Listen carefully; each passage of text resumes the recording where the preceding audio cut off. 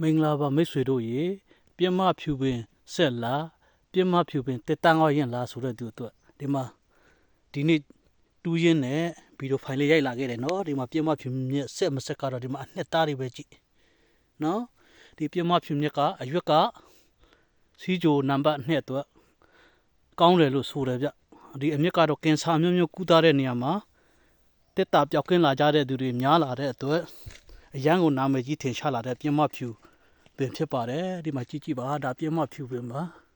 အခုဆိုရင်နွေရာသီရောက်တော့မှဖြစ်တဲ့အတွက်အရွက်တွေကျွေးကုန်ပါပြီ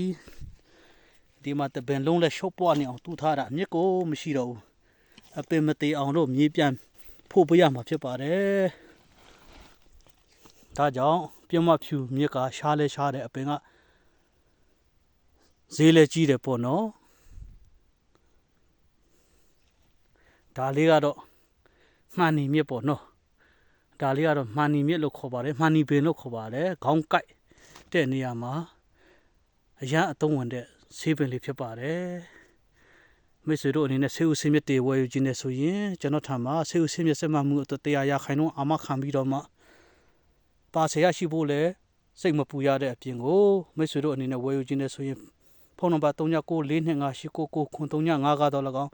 3996938364ကတော့၎င်း Viber ဖြစ်တော့၎င်း Facebook Messenger ဖြစ်တော့၎င်း